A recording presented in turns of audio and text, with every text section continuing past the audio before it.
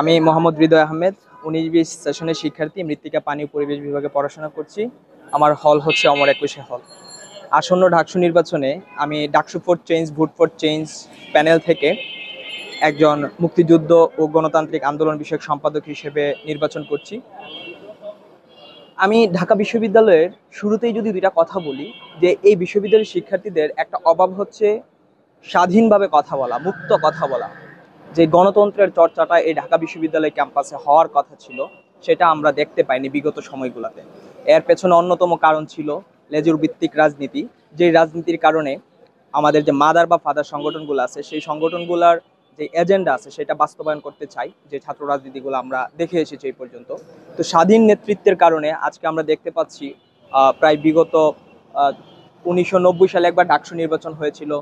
তার ঠিক 28 বছর পর 2019 সালে আমরা একবার নির্বাচন পেয়েছি, আবার পেয়েছি হচ্ছে 2025 সালে এই নির্বাচন। এই যে ডাকসু একটা স্বতন্ত্র বৈশিষ্ট্য, এখানে যে একটা স্বাধীন নেতৃত্ব গড়ে উঠতে পারে, এটা দেখা যাচ্ছে প্রথম বর্ষের একজন শিক্ষার্থী এখন চিন্তা করতে পারছে যে ঢাকা বিশ্ববিদ্যালয়, আগামী ঢাকা বিশ্ববিদ্যালয় কেমন হবে। তাদের যে চিন্তা চেতনা, অর্থাৎ তাদের চিন্তার যে বিপ্লব, সেই বিপ্লবটা ঘটেছে। এবং আমরা দেখতে পাচ্ছি যে ঢাকা বিশ্ববিদ্যালয়ের একজন প্রথম বর্ষের শিক্ষার্থী সে ভিপি পদে নির্বাচন করছে। এই জিনিসটা কখনোই আমরা কল্পনা করতে পারতাম না যখন ছাত্রলীগ কিংবা ফ্যাসিবাদী যে আমলটা ছিল 17 বছর যাবৎ ঢাকা বিশ্ববিদ্যালয়ের যে সাধারণ শিক্ষার্থীরা ছিল তাদেরকে বিভিন্নভাবে জিম্মি করা হয়েছিল। তখন আমি আরো একটা বিষয়ে কথা বলবো, সেটা হচ্ছে আমি যেই পদে নির্বাচন করছি সেই পদ হচ্ছে মুক্তিযুদ্ধ গণতান্ত্রিক আন্দোলন বিষয়ক সম্পাদক হিসেবে আমি আছি। দেখেন, 5 আগস্টের পরবর্তী সময়ে আমরা দেখতে পাচ্ছি যে ঢাকা বিশ্ববিদ্যালয় ক্যাম্পাস সহ পুরো বাংলাদেশে সবচেয়ে বেশি যেই বিকৃতি ঘটছে সেটা হচ্ছে ইতিহাসের বিকৃতি। আমরা এটাও দেখতে পাচ্ছি যে মুক্তিযুদ্ধ নিয়ে বিকৃতি হচ্ছে, ভাষা আন্দোলন নিয়ে বিকৃতি হচ্ছে। তো ঢাকা বিশ্ববিদ্যালয়ের শিক্ষার্থীরা যে কোনো গণতান্ত্রিক আন্দোলনে অগ্রগামী ছিল। এই ঢাকা বিশ্ববিদ্যালয়ের প্রতিটা ইঞ্চি মাটিতে, প্রতিটা দেয়ালে, প্রতিটা ইটের কোনায় ইতিহাস লেখা আছে। সো এই ঢাকা বিশ্ববিদ্যালয়ের আঙ্গিনায় কখনো ইতিহাস বিকৃত করা যাবে না।